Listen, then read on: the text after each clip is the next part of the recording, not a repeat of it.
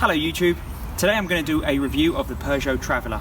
This is a vehicle I've just purchased and that I have on lease. It's a car that there aren't many reviews out on YouTube, and the reviews that are out there are from car magazines and various kind of paid commercial enterprises. I in fact pay Peugeot for this car, so my review is unbiased and I feel it reflects all the things that I feel are important, that the families that are interested in and they want to know about. I bought this for my family, and this car has only just launched in the UK in the last few months. So I'm going to show you a bit about the car and some of its features. I'm not going to talk about all the other models. I'm just going to talk about this one. It's the Traveller. It's the Allure. It's the 180 brake horsepower diesel automatic engine. Okay, and so I'll show you a load of the things that it's got on it, some of the plus points and some of the not so plus points, and you can make your own mind up if you want to purchase this or not. You can use the comments if you want to ask any questions, and I'll do my best to get back to you. So originally I was going to buy a Galaxy or an Alhambra for my family, but I decided to buy this car because I wanted lots and lots of space, but I didn't want to go too far out of the confines of a MPV.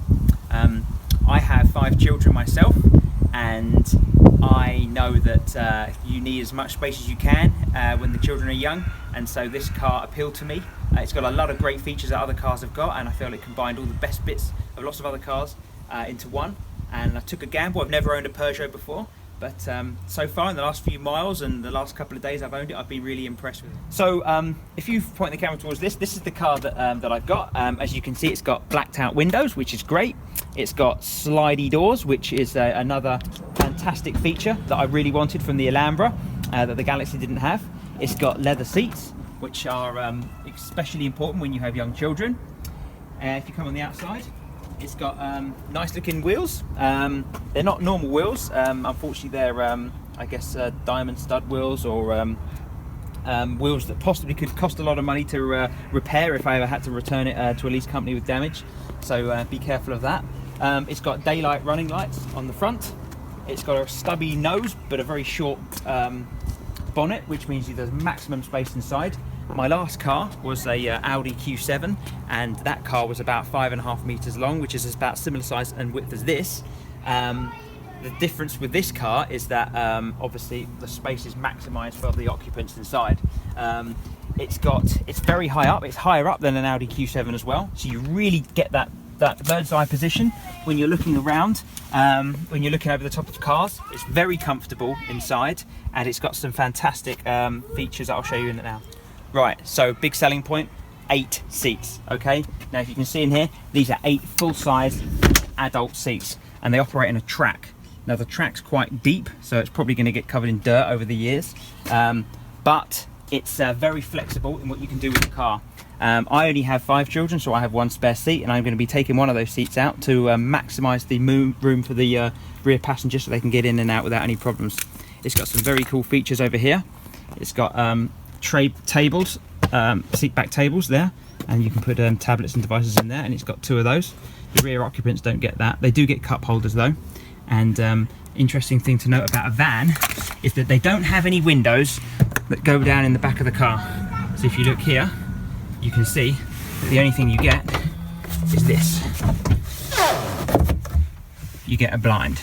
Now that means that the ventilation has to be well thought out, and it looks like Peugeot have done this quite well. If you look up onto the roof, you can see this column that runs from the front to the back, and the air conditioning controls are up there, and you can see it's got 6 vents and that you can point in different directions, and it has a panoramic roof with a manual sliding window blind, which I like.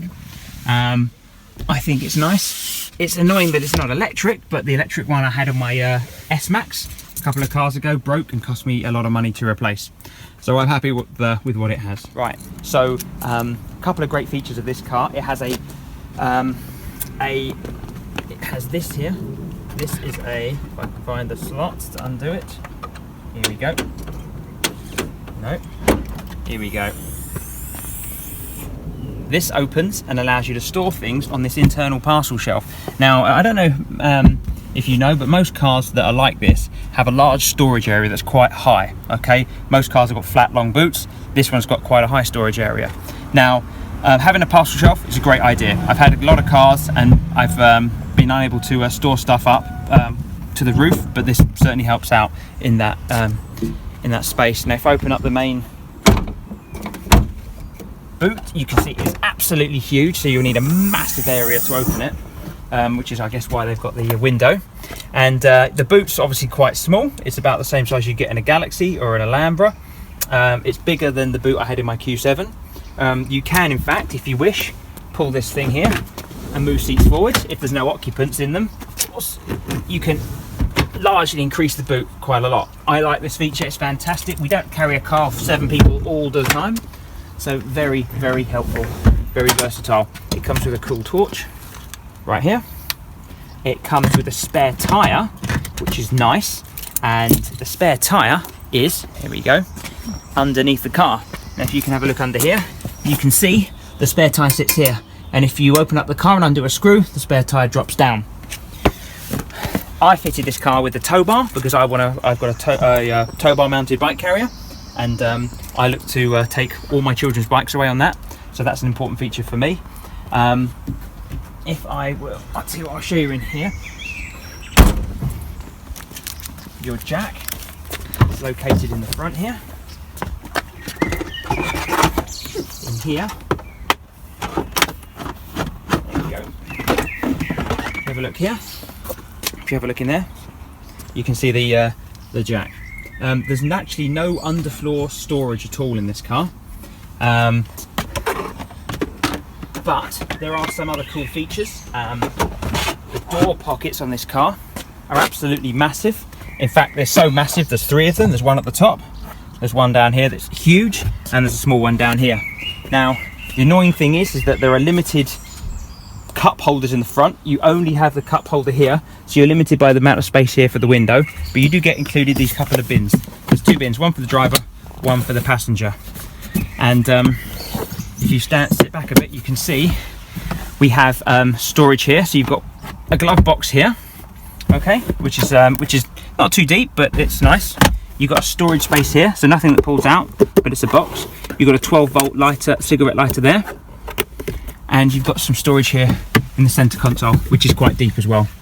Very handy, quite useful.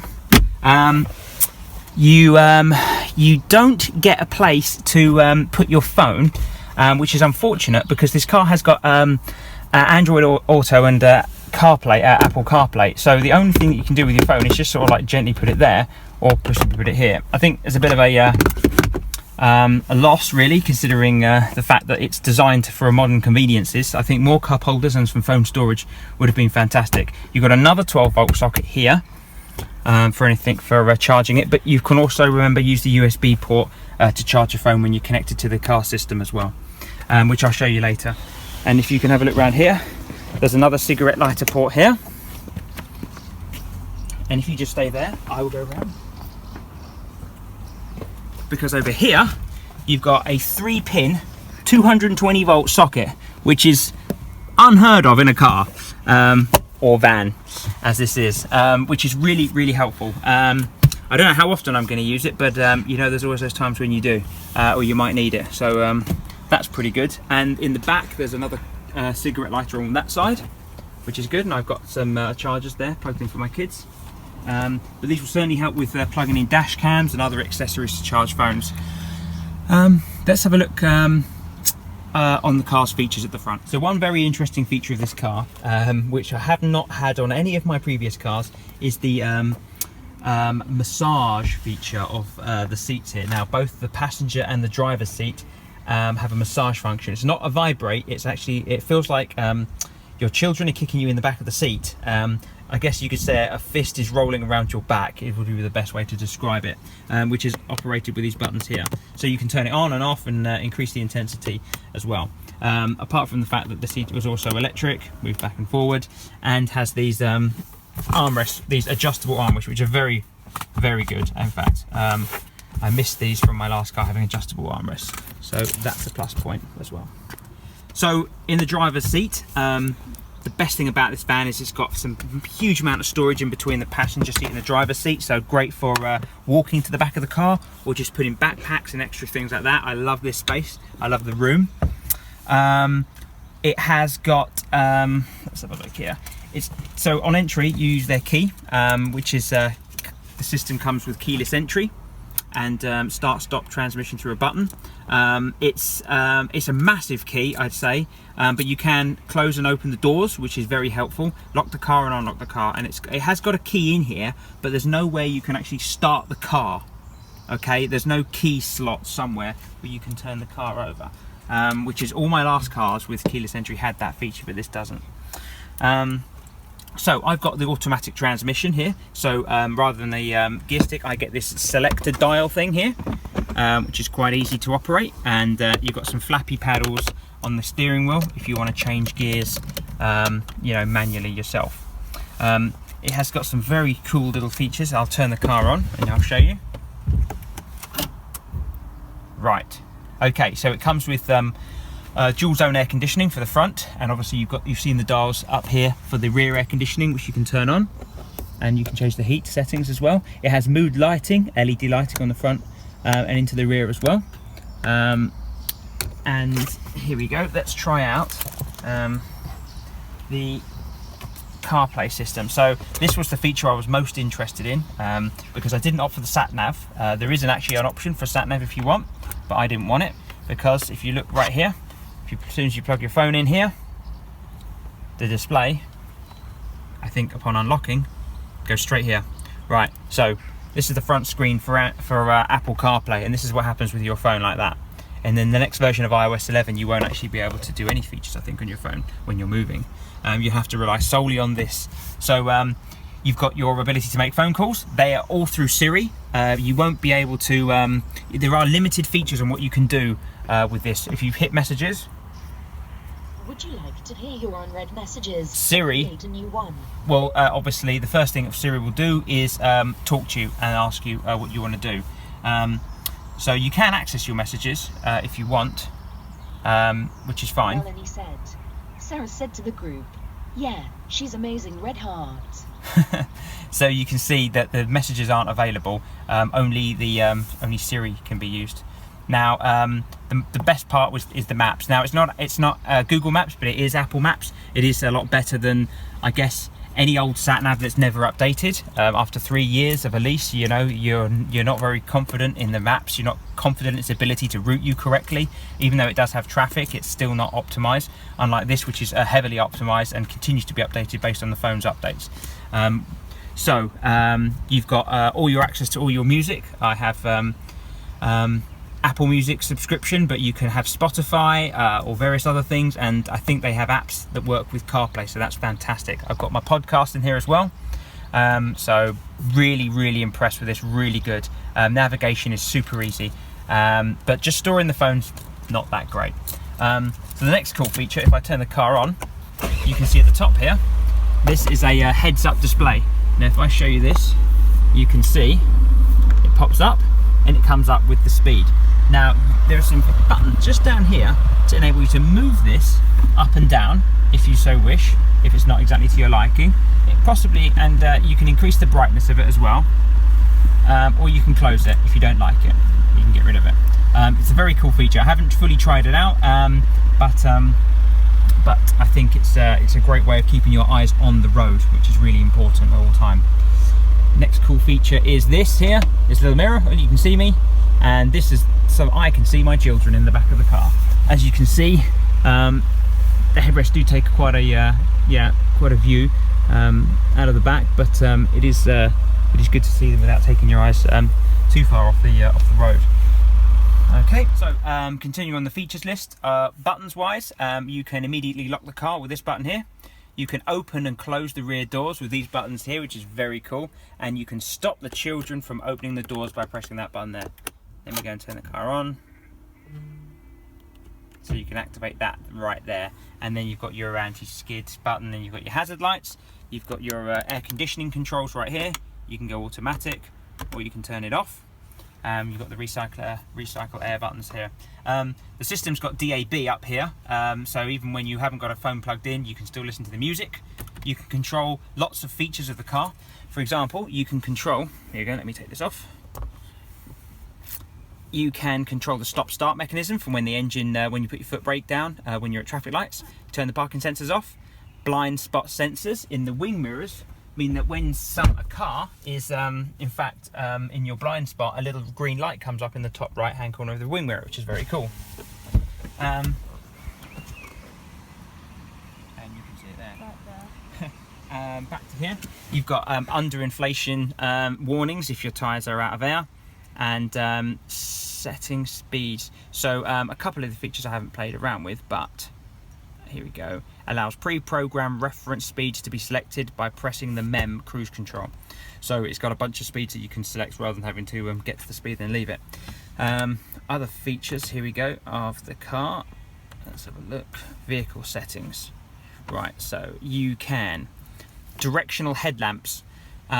So when you turn the steering wheel, the lights will, you can actually get these lights that will come on the left and the right hand side. Guide me home lights is basically when you lock the car, it'll leave the lights on. And a welcome light is, I think, when you turn on the car, the lights will activate. There you go. You can see I've set it for 15 seconds, so that's the light in the center. Going back here, comfort settings, mood lighting. There you go. Adjust the brightness of the interior mood lighting. So I've got mine set to maximum mood. Rear wiper in reverse, I had to switch that on. That's helpful, especially when it's raining. Vehicle access, hands-free access to the tailgate. Right, so here you go. You can see quickly by looking at this picture here that if you swipe your foot underneath the back of the car, your door will open. Opens the trunk if your vehicle if you have the key with you, and move your foot under the trunk. Okay, hands-free tailgate door self-locking. Right, locks your vehicle after the motorized closing of a sliding door using hands-free access. Okay, I've yet to play around with this, and actually I'm having some problems with it. It's not quite working, so I will find out what's going on there, because I don't know if it's broken or if I'm using it incorrectly, but it's as obvious as you think it is. It didn't seem to work when I tried it. Driver's attention warning.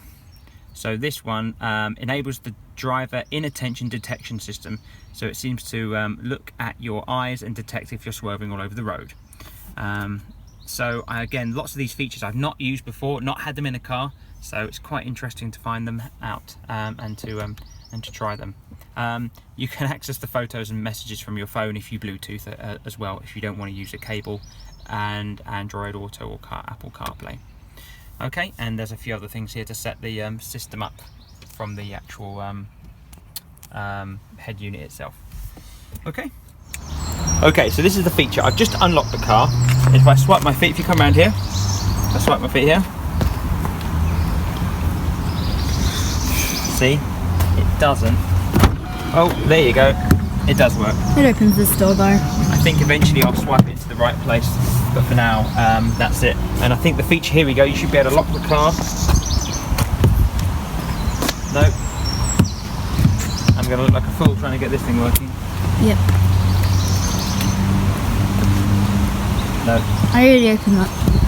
To be honest, I think it's going to be the least used feature of my car. I'm going to use the buttons, and I'm going to use the key here, which you can use. And then when you lock the car, a very helpful feature is these come in.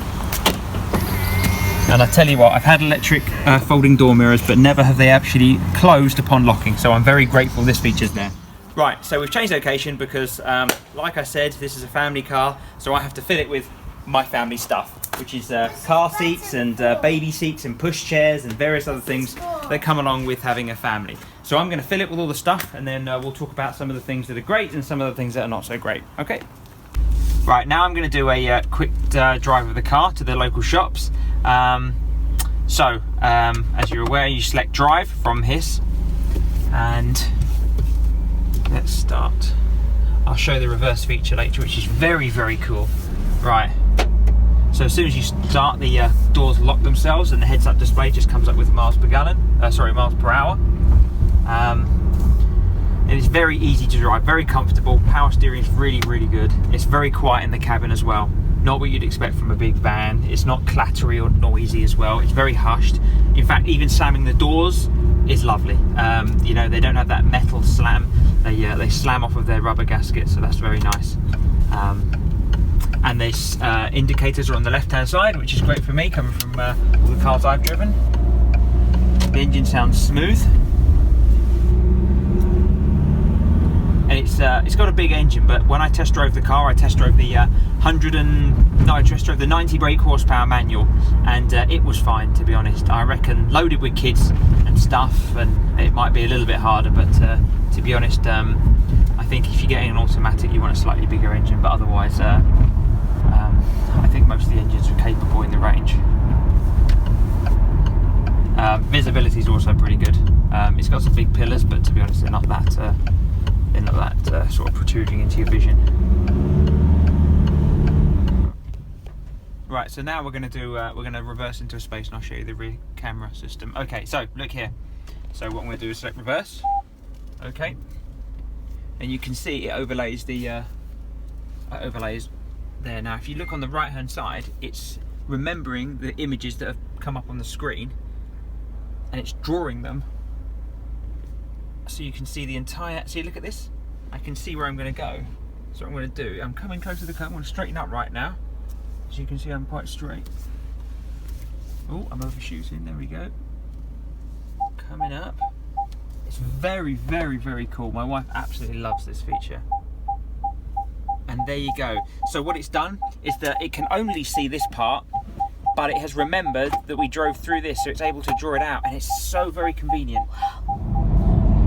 So I'm on the way to Alton Towers with my family. Are you a family?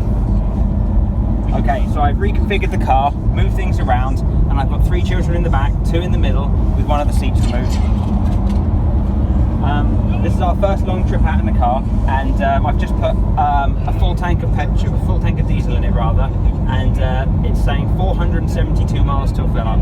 So I'll try and find out how accurate that actually is. I've got the Apple CarPlay system set up here. I've got my music on as well, and you've got access to all of the things that we talked about earlier. So one thing to note is that the Apple CarPlay won't put directions up on the heads-up display. I think that's only reserved if you're using the actual sat-nav system that you buy from Peugeot itself. But it's not too big. The directions are nice and large. Here we go. If you have a look there, you can see them. It's quite obvious and quite easy. And obviously a internet connection will be required for your maps, but not throughout the whole journey. It will cache parts of it, so you don't need to completely rely on it. So a quick update, we found a couple of frustrations with the car. Hopefully Peugeot are listening to take note. Firstly, no glasses holders, so if you have anyone in the car that drives with glasses and needs to use them, it's frustrating not having a holder, which most cars you'd find up here.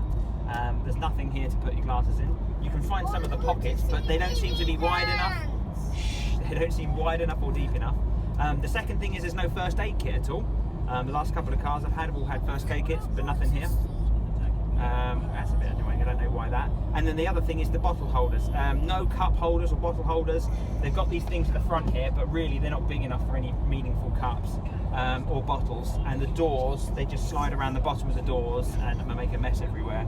I think they could have utilised some of the space in the middle right here or down here to put some cup holders in. Perfect opportunity, but missed, unfortunately, which is a bit of a shame. But there you go, it's small things. You know, you can get lots of holders that grip onto the trim, or you can get holders that grip onto the sides of the seats or even the vents to fulfil this task.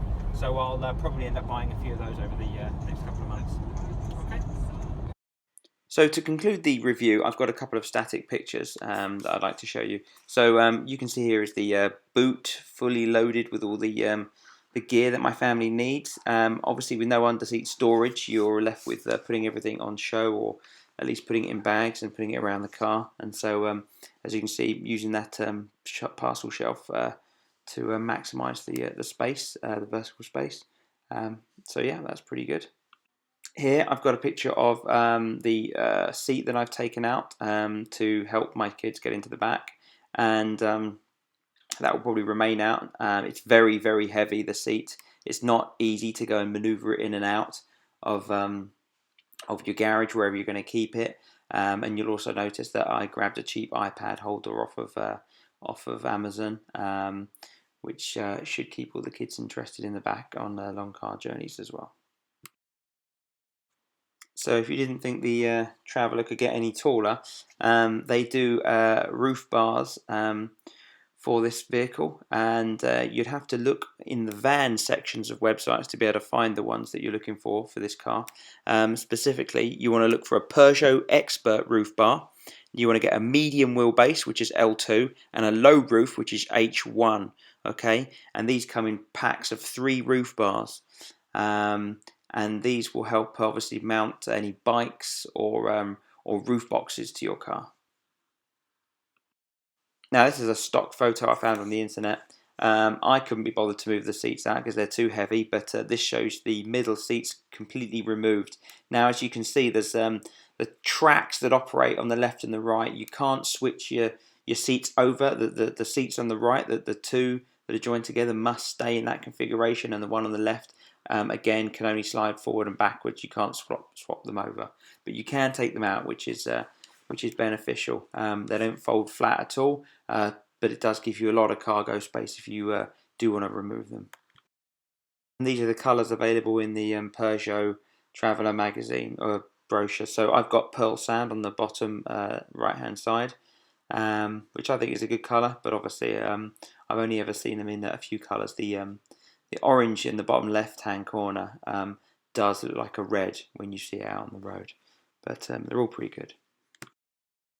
Another picture of the giant door pockets. I would advise to get some sort of rubber mat in there to hold down drinks or anything that's loose, because they do tend to slide around. The size of the door pockets is very large, and without anything to keep your drinks or valuables secured, they'll just roll around. Here's another view of the lovely wide static fixed window in the middle row, and you can see the door blinds that come up as well in this picture too. There they are, up and down, manually operated.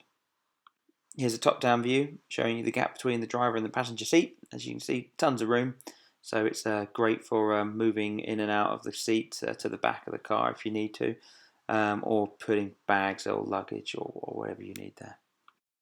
And the final picture I have is for the very rearmost seats. You can see that they gain a cup holder, as does the other side, but that side gains a cigarette lighter for charging any sort of devices you may have. I like the rearmost seats. It gives the rearmost occupants good visibility out the window, which is important. It's nice not to feel left out, or a third class traveller. I guess when these larger cars, you kind of feel sometimes that the rearmost occupants don't get the best experience, but I think in this car they really do. I hope you've enjoyed this review. If you've got any questions, I'll endeavour to get back to you. Yeah, and thank you very much for watching.